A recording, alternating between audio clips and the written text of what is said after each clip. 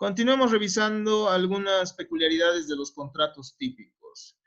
Y ya tenemos nosotros cierto material que nos da las generalidades de los mismos, por lo cual ahora vamos a realizar ciertas precisiones. En primer lugar, vamos a referirnos al contrato de sociedad.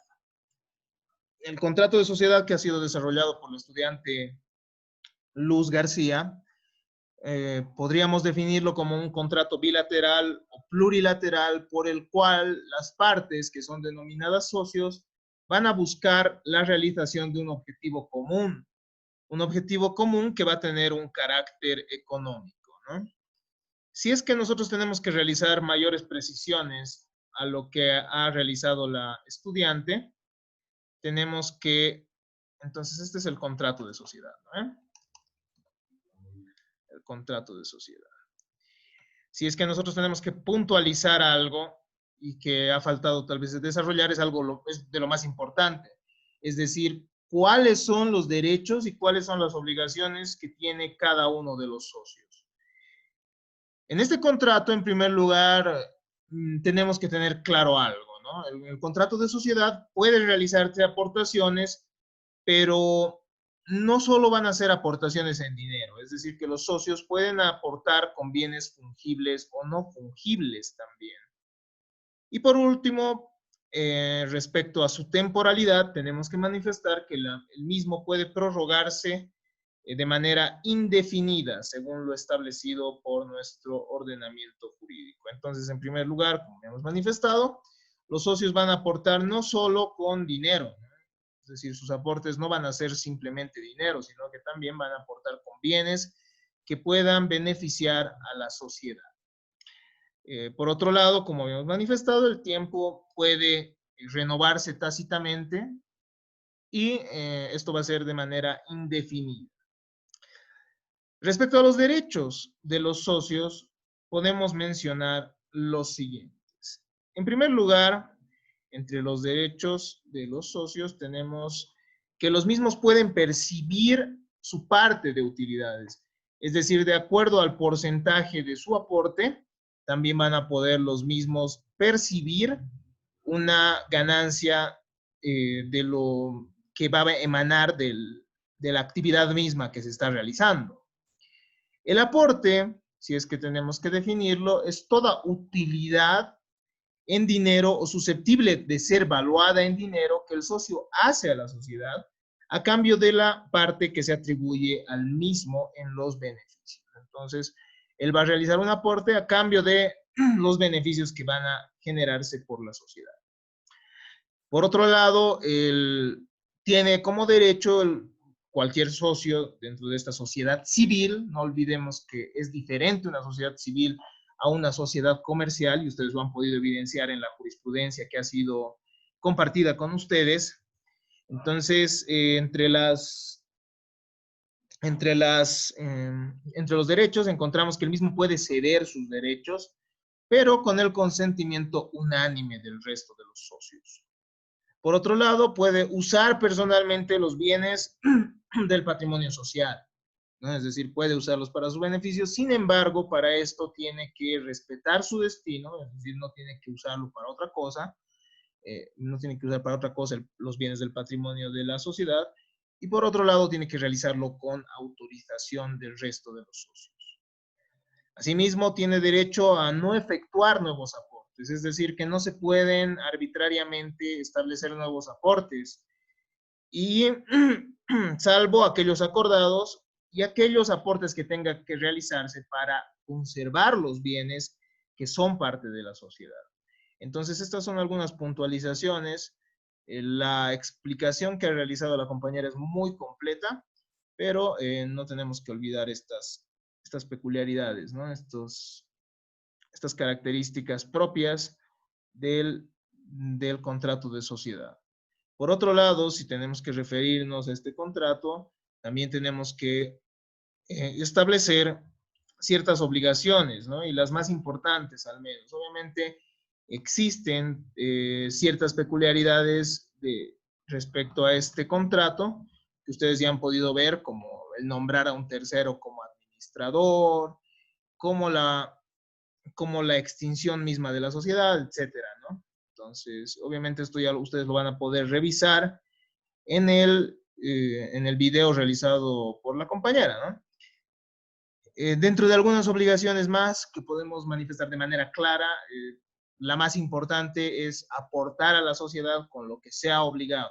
Mediante el contrato de la sociedad, cada uno de los socios lo que va a hacer es comprometerse a realizar un aporte, ¿no? Sea en porcentaje respecto a dinero o sea respecto a bienes que entregar a la sociedad, ¿no? Este puede ser entonces la entrega de un bien cuando, eh, cuando se realiza la entrega de un bien por parte de uno de los socios, el mismo también va a estar obligado a la evicción y saneamiento. Nosotros hemos visto ya que implica esto, ¿no? Implica que ante la atribución de un tercero de derechos sobre el bien y la pérdida del mismo, entonces tendrá que responderse por esto, ¿no? Tendrá que realizarse el saneamiento. Entonces, por eso cualquier obligación que implique la entrega de un bien trae aparejada la evicción y saneamiento, ¿no? Por otro lado, puede ser un monto de dinero, como habíamos dicho, ¿no? Asimismo, queda obligado para responder por el daño causado con culpa, ¿no? Es decir, si no ha obrado con la diligencia debida de una persona razonable, entonces tendrá este socio que responder ante la sociedad, ¿no? Esto es ya parte de la responsabilidad contractual que ustedes han podido evidenciar seguramente a grandes rasgos en la materia de teoría de la responsabilidad. Se tiene además que cumplir con el contrato de sociedad. Se puede evidenciar con el contrato de sociedad, ¿no? Es decir, al momento de establecerse el contrato también se pueden establecer los términos bajo los cuales se van a realizar ciertas aportaciones, plazos, se va a establecer la forma en la cual se van a cumplir las obligaciones, y ya que nosotros conocemos que generalmente el contrato implica la regulación de derechos y obligaciones, ¿no? Entonces, de esta manera, los socios también tendrán que cumplir, ¿no? Con todas las obligaciones referidas en el contrato. Si es que nosotros vamos a hablar de este tema, tenemos que evidenciamos que lo que ustedes han debido estudiar en derecho de bienes, ¿no? Se evidencia que existe un patrimonio separado, es decir, cada socio tiene un patrimonio diferente al de la sociedad misma. Entonces, a no olvidar esto, ¿no? Y la sociedad obviamente va a poder llegar a contraer sus propias obligaciones y va a tener ¿cómo diríamos? Es decir, va a endeudarse la misma sociedad, va a tener que cumplir con esto, se va a tener que finalmente establecer su disolución, ¿no? Y al momento de disolverse, se establecerá, se realizará también la restitución de los bienes, tal cual ustedes ya han podido ver con la exposición de la compañera Luz García. Entre otros de los contratos típicos sobre los cuales vamos a precisar algunos aspectos, nosotros encontramos el contrato de depósito. ¿Qué es el contrato de depósito? El contrato de depósito es un contrato a título gratuito, es un contrato un contrato real, por el cual una persona llamada depositario va a realizar, se obliga respecto a una persona denominada depositante a recibir una cosa. ¿Para qué? Para guardar la misma, para custodiarla y para devolverla.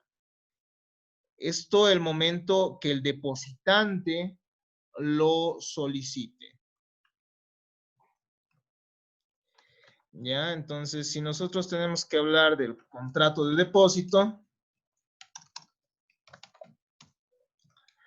entonces es un contrato real por el cual una persona llamada depositario se obliga a recibir una cosa ajena de una persona denominada depositante, con las obligaciones de guardar, custodiar y devolver la misma cuando el depositante así lo solicite. Entonces, Por otro lado, tenemos que manifestar respecto a este contrato ciertos derechos y obligaciones que va a generar el mismo, ¿no?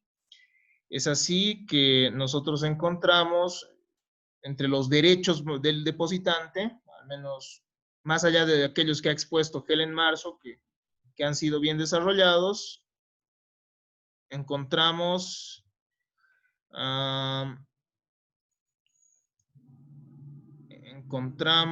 y ya el tiempo nos está venciendo, pero terminaremos con los derechos y obligaciones que han faltado precisar, ¿no? Solo eso, derechos y obligaciones del depositante, entonces, y derechos y obligaciones del depositario. Vamos a terminar con esto y en un momento más van a poder ingresar a su otra asignatura. En realidad todavía empiezan a las 9:15, ¿no? Dentro de los derechos del depositante va a estar la restitución de la cosa, el momento que lo reclame el depositario, el momento que lo reclame, ¿no? Es decir, incluso antes de plazo puede pedirlo el depositante. Esa es una de las características dentro del depósito, exceptuando el caso en que el plazo haya sido convenido en interés del depositario. Las obligaciones de este depositante van a ser remunerar una retribución al depositario cuando sí se ha acordado. En primer lugar, nosotros tenemos que referir que el contrato de depósito se presume a título gratuito. Es decir, que no existe contraprestación alguna por parte del depositario, ¿no? El depositario se compromete a custodiar, a resguardar el bien y posteriormente devolverlo, pero esto a título gratuito. Por otro lado, entonces, solo si es que se acuerda una remuneración, el depositante tiene que realizar el pago de la misma, ¿no? De esta retribución. Tiene que soportar los deterioros de la cosa que no impliquen la culpa del depositario, ¿no? La cosa que el momento de restituirse se va a restituir con los deterioros naturales de la misma, ¿no? Entonces tiene que soportarlos. Dentro de sus obligaciones estará esto. Dentro de los derechos o el derecho más importante del depositario va a estar el de recibir una retribución cuando ha sido convenida y por otro lado emplear en la custodia de la cosa la diligencia que pone en las cosas propias. Las obligaciones, nosotros ya tenemos conocimiento de esto, entonces del depositario, dentro de las obligaciones nosotros encontramos la de restituir el bien, el momento que lo reclame el depositante. Entonces, son aspectos a considerar. Dentro del depósito, nosotros encontramos diferentes formas. Ahí no, control Z, control C, ya, de nuestros apuntes. Para finalizar, vamos a establecer que el depósito tiene diferentes formas. El depósito irregular, sobre el que ya hemos hablado, que va a recaer sobre bienes fungibles, permite el uso de los mismos y se aplican las reglas del mutuo cuando sean aplicables. Entonces, se aplicará también esto de los intereses, como habíamos manifestado anteriormente, ¿no? Pueden pactarse entonces los intereses. Por otro lado, se establece bueno, existe también el depósito, pero en instancias judiciales, ¿no? El secuestro convencional o judicial. Esto se da cuando existe un litigio. En caso de existir un litigio o una controversia respecto a un bien, entonces el bien litigioso, sobre el bien litigioso puede establecerse la designación de un depositario, ¿no? Esto lo puede hacer el juez, en este caso vamos a estar ante un secuestro judicial, o las partes mismas del problema, en un secuestro, mediante el secuestro convencional, ¿ya? Básicamente estas son algunas puntualizaciones sobre este contrato. La siguiente clase ya vamos a revisar algunas más sobre otro tipo de contratos, y bueno, las partes generales ustedes ya las conocen. Por lo cual, nos vemos en nuestra siguiente clase.